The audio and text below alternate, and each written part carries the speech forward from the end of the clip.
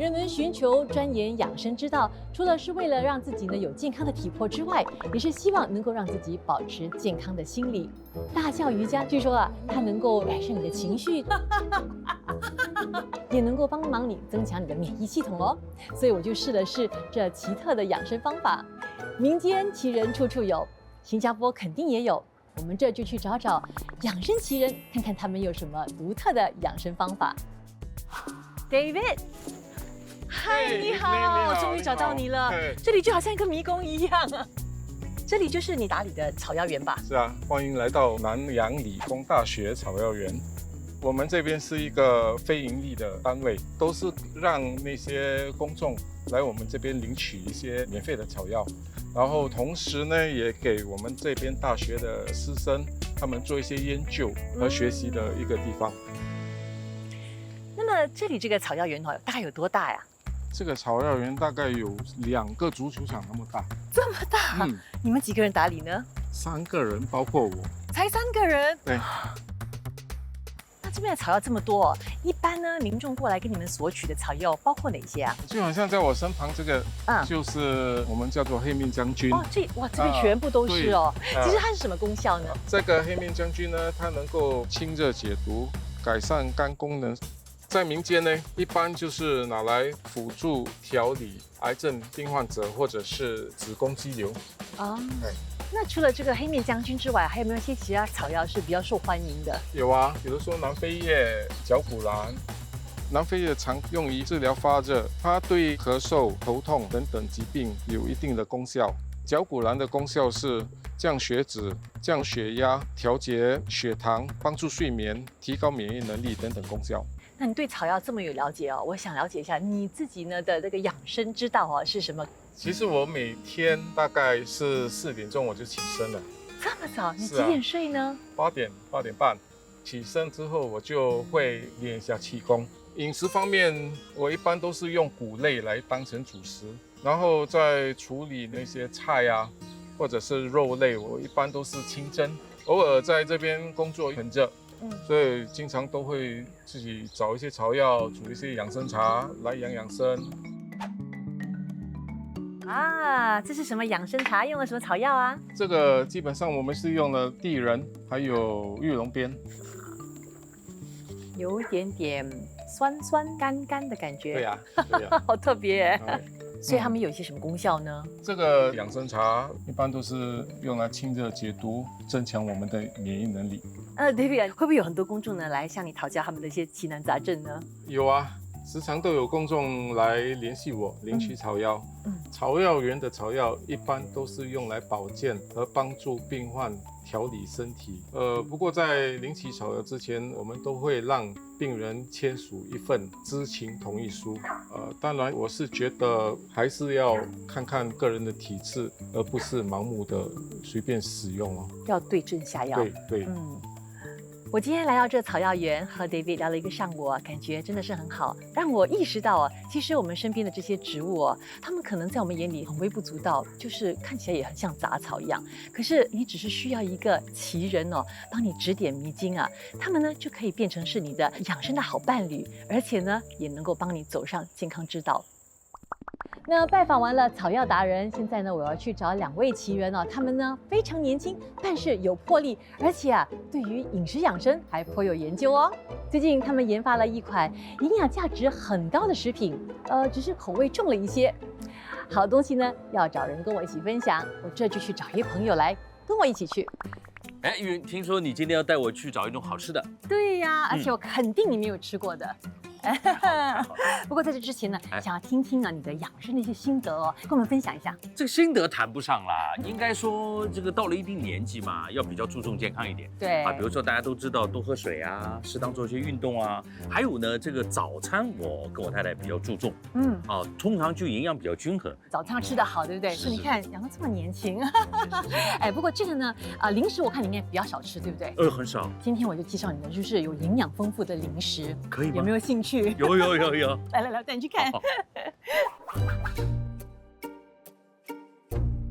你的 Hello Gabriel 袁生，你们好，哎，两位好，两位好。哇，你们已经做好准备了，是吧？你要我们做什么？我们今天会让你们做一个感官评定 （sensory evaluation） 的项目，让你们试一下我们刚研发的产品。OK， 这3样全部是你们研发的？不是，只有一样，只有一样。对。OK， 好，先试1号吧。好，1号尝完了，普通。 2号的颜色比较深，是不是黑椒口味？很脆，很脆啊。味道很不错。鲜咸味很重。3号薄脆度在于2者之间，口味味道上有一点点不一样。其中一种是我们研发的，我们研发的是用蟋蟀研发的。什么？对，蟋蟀啊？对，我小时候拿来逗的。那应该是2号了，黑黑的。对，所以2号就是我们用蟋蟀做的，非常好，太棒了。而且虽然大家听到蟋蟀2个字，大概有一些不同的反应，但是我跟大家讲，这个口感上完全吃不出。对，其实它的口感离开蟋蟀是10万8千里的，所以也不会太过恐怖。我曾经在泰国的时候呢，那边路边摊买过他们蟋蟀来吃。那我也知道呢，像在泰国和缅甸这个国家的人民呢，这个吃昆虫是他们的饮食文化，那也是他们摄取蛋白质的来源。这个薯片里面蟋蟀成分有多少？有28%是用蟋蟀做的。可是其实我们第一个推出的产品是蛋白棒，是我们在理工学院念书时的一个毕业项目，也是用蟋蟀做的。对，也是用蟋蟀做的蛋白棒。你们研发这些都在理工学院读书的时候就开始了，对，会遇到很大困难吗？我们刚毕业，又是创业新手，所以创立昆虫食品公司其实是不简单。这里就是我们研发蟋蟀食品的地方。当时你们为什么会想选择用这个昆虫呢来制造食品？是因为当时我们就读了一篇 UN 的文章，关于用 edible insects 做未来的食物。一开始选择制作蛋白棒，是因为蛋白质是对我们人体很重要的一个营养素。在市面上，大多数的蛋白棒是用牛来做的。我们想用昆虫，是因为昆虫也有很高的 protein content。我们养昆虫的空间不大，水用的不多，食物也用的不多，总之就是很环保的一个方法。明白。那么这么多昆虫，为什么单单选择蟋蟀呢？蟋蟀可说是超级食物，因为100克蟋蟀里包含的蛋白质有65到70克，甚至超过100克牛肉里包含的蛋白质接近3倍以上。蟋蟀里也包含其他的营养价值，比如 calcium 或者 healthy fats。那你们在这个研发的过程中有没有遇到些什么困难呢？因为昆虫是一个比较 new 的 concept。我们做我们的 research 的时候，没有很多资料，都是靠我们 try and error 来制作我们的 protein bar。现在的民众来讲，我看他们可能还是对这个昆虫食品有排斥的心理吧，对不对？对啊，当然会。可是我们希望通过不断的宣传和鼓励，把顾客的关注点放在食品的营养价值上。对，我们也希望以后和本地的超市一起合作，因为毕竟他们的顾客也比较多，所以就能让更多顾客和我们的产品接触。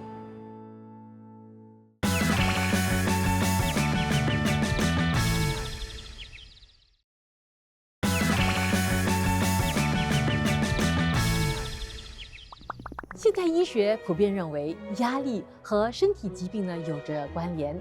养生需要我们保持健康的精神，还有稳定的情绪，这样才能够避免精神极端，还有感情上的不稳定。我就认识一位奇人，他是用一种名为巴哈花疗的奇特养生法来帮忙人们梳理和改善负面情绪。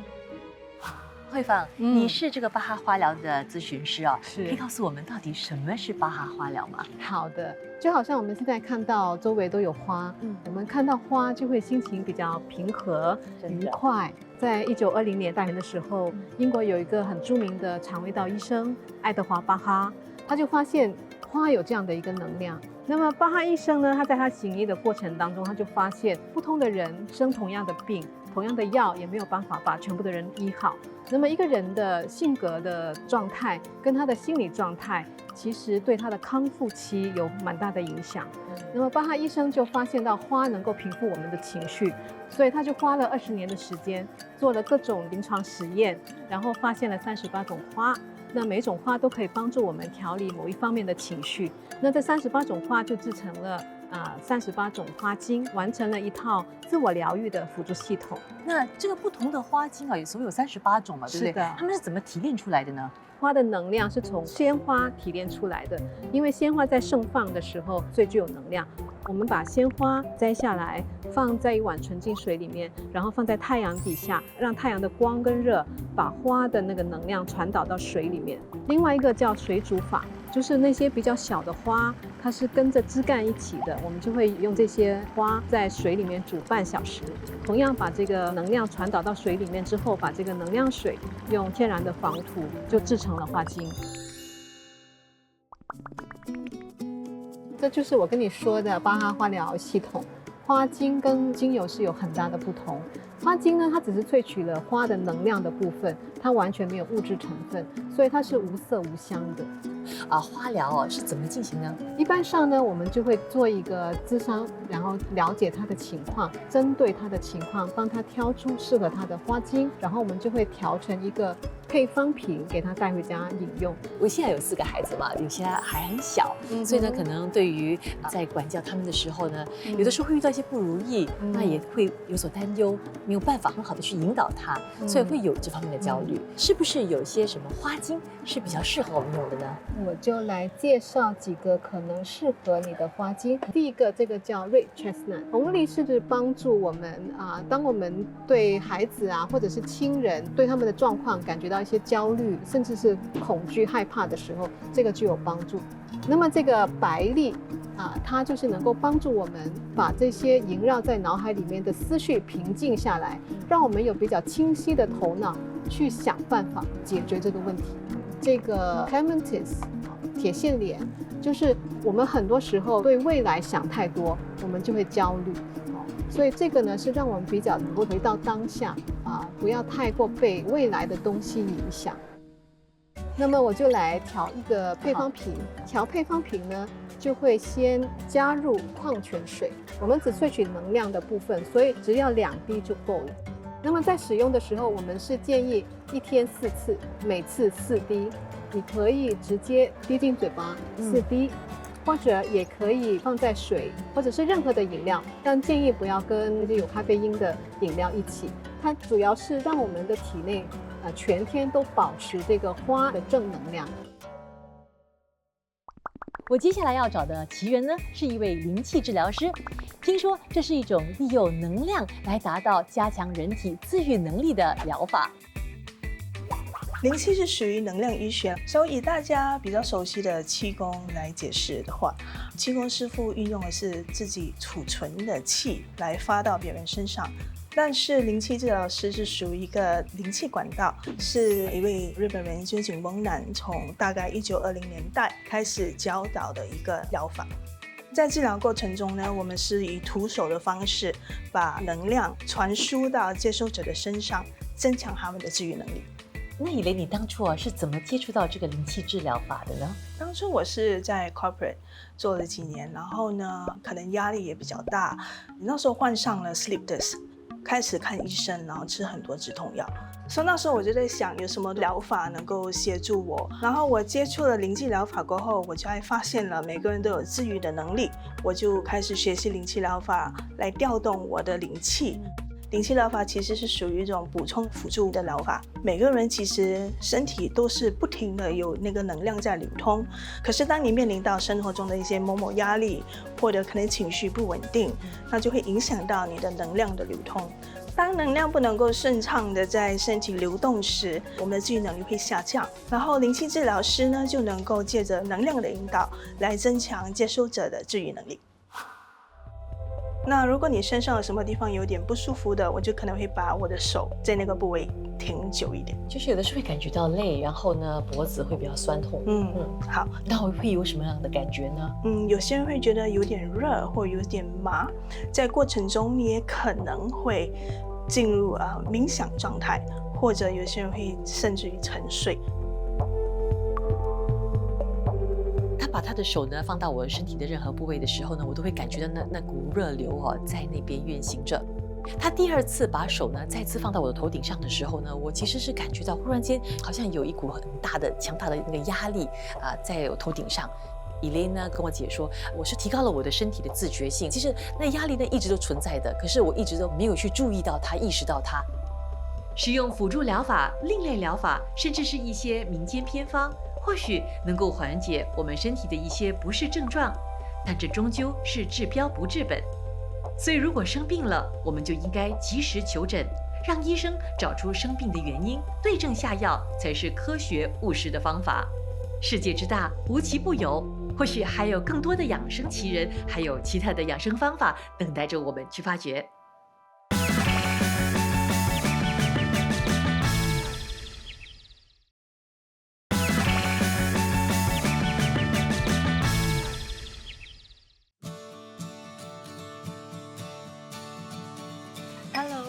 陈医师你好，请坐，请坐，请坐。你来的正是时候啊！我为我们今天午餐呢点的这几道比较奇特的药膳呢，刚刚好上桌。我们一边聊一边吃，好不好？很好啊，今天有口福了。那近年来呢，我们国人呢越来越懂得通过药膳来养生嘛，对不对？所以我今天呢就点了这个鳄鱼汤。红烧鳄鱼尾，还有这个红烧鹿筋，都是比较有那个养生的这个功效的。其实这个鳄鱼汤啊，还有些什么功效啊？那么鳄鱼本身哈，它就有一个止咳平喘这样一个疗效，里边有党参、玉竹，党参有补气补血，玉竹有滋阴，还有川芎、山药、莲子，还有一个枸杞子哈，这些都是属于那个补身体的这些药物。那么这个鳄鱼尾药膳里边哈，它有红参和枸杞子，本身鳄鱼尾它的胶原蛋白就很高。然后呢，红参和枸杞子搭配到里边哈，它会起到一个呢，比如红参它有呢抗疲劳、补气血，枸杞子呢可以呢促进我们的肠道的这个方面，那么使胶原蛋白吸收的更好。那么这个胶原蛋白哈，它可以保护我们的关节健康，另外呢，它可以保护我们的关节灵活度。胶原蛋白补充了以后，我们的皮肤弹性好了，加上气血运行的好的话，我们的脸色就会红润。红烧鹿筋里边，我看这里面放的就是山药。那么鹿筋哈，以中医来说就是以形补形。那我鹿筋我可以补筋骨的，加到这个山药哈，又提升了这个鹿筋的这个作用了。因为山药它含有一个物质就叫多巴胺，这个多巴胺可以扩张血管，使血液循环更好。吃它以后呢，可以使我们的肌肤啊、色泽呀都有改善。那么医师，如果说我们在家里自己下厨的话哈，我们要用哪些药材，可能比较容易得到的药材吧，来煮什么药膳呢？比如说哈，市场可以买一个10全的药包，它里边呢有10种的药物，那么这10种药组成的哈，它就有补气补血的作用。当你熬夜啦，气血不足了，那么你可以呢熬一个这个汤来喝。那陈医师，据我了解哦，在中医里呢，我们除了用植物入药之外呢，我们也用动物入药，对不对？对，其实我们中药包括的哈有植物药、动物药、矿物药，还有就是树脂类药。动物药也是比较普遍的。动物药呢，很早以前《本草纲目》就记载了461种。然后我们现在摆的这些药哈，实际我们都是通过正规的渠道来进口的。所以这个动物药呢，是不是它们有比较特别的药性？动物药哈跟植物药呢比较起来哈，它的活性成分是比较高、比较强的。因为你看这个哈，你猜一下这个是什么药呢？是种子啊，还是？这个看起来不像是动物哎，一粒一粒的，对呀。这什么呀？闻到臭？没有臭。没有了，有一点点，有一点点味道。是什么来着？这个是呢，动物的粪便啊。你看，闻到也不是很臭，因为它已经炮制过的了。这个呢是叫五灵脂，它是呢鼯鼠科鼯鼠和飞鼠那个大便，它也能够用来做药。对呀，它止痛效果非常好的，它有呢行血止痛的作用。你再看一下这个药，9香虫，9种香味的虫，你可以闻一下。还好哎，不会说不很臭啊，不会臭啊。这个药哈又叫放屁虫。这个药哈，我们要去抓它的时候，你不要去摁它，你用手摁，它就后边有气出来，它那个气会灼伤你的手的。那么这个9香虫哈，它的功效呢，它有治疗呢神经方面引起的胃痛。这边还有一个，这个哈看起来就知道是蛇皮嘛，知道是蛇皮了。你看，这还有什么功效呢？这个蛇皮它可以祛风湿、湿疹呐，顽固性的那些皮肤病。那么还有啊，像很稀奇的蛤蚧，蛤蚧这个药啊，实际它就是大的壁虎然后它撑开来就是这样一大片的哈。那么它是属于一个补虚的药，补肺、补肾。我小的时候吃过，母亲给我炖过。哎呦，因为那当时哮喘嘛，啊，对是不是适合用？一般我们都用于老慢支，就是慢性支气管炎哮喘。那年纪大的人哈，他这个气不足，然后又哮喘啊，我们用它来炖。那如果说是素食者的话，怎么办呢？就用植物药来代替，或者是矿物药啊，或者是树脂的药来代替。在现今的社会里，我们的生活节奏快，所要承受的压力呢也大。所以，我们除了要注重体质上的养护之外，我们更应该关注我们精神还有心理上的调试。每一位养生奇缘都有各自独特的养生法，虽然方法不同，但是每位呢都是朝着养出一副好身子的目标而迈进。